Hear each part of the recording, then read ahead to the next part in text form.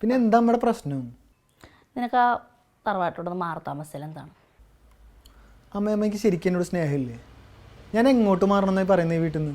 പിന്നെ നീ ജീവിതകാലം മൊത്തം ഈ മാടിനെ പോലെ പണിയെടുക്കാൻ തീരുമാനിച്ചേക്കണേണ? നിനക്കൊരു പെങ്കൊച്ചുള്ളതല്ലേ? ഇവിടെ താമസിക്കുന്ന രണ്ടെണ്ണം കൂടെ എന്താ കാണിക്കുന്നത്? അവനൊരു പണിക്ക് വെക്കൂടെ? വെറുതെ തേരാപ്പാര അങ്ങനെ നടക്കണേണ്. ഈ പ്രായത്തിലല്ലേ നീയും ജോലിക്ക് പോയത്? എൻ്റെ അമ്മ അവൻ ജോലി ശ്രമിക്കുന്നുണ്ടല്ലോ, ഡെയിലി ഇൻ്റർവ്യൂവിന് വന്ന് അമ്മ കാണുന്നതല്ലേ? അവൻ ശ്രമിക്കുന്നുണ്ട്, ഞാൻ കാണുന്നുണ്ട് പുറകെ. അവളാ 1.5 വർഷമായി ഇവിടെ വന്നിട്ട്. അവിടെ പോയി സംസാരിക്കാൻ പറഞ്ഞാൽ നിനക്ക് പറ്റത്തില്ല. അമ്മേ, അവളവിടെ പ്രശ്നമായിട്ടാണ് ഇവിടെ വന്ന് നിൽക്കുന്നത്. ആ അമ്മയ്ക്കും അറിയാം, എനിക്കും അറിയാം. ഞാൻ അവിടെ പോകില്ല, ഒന്നും ചോദിക്കത്തില്ല. അത് എന്നോട് പറയണ്ട കേട്ടോ. അവൾ പറഞ്ഞതല്ലേ നിനക്കറിയുള്ളൂ. ഇവിടെ നിന്നൊരു മനുഷ്യൻ പോയാൽ ഞാൻ പോകാൻ തന്നെ കൊല്ലാക്കൊലയാണ്.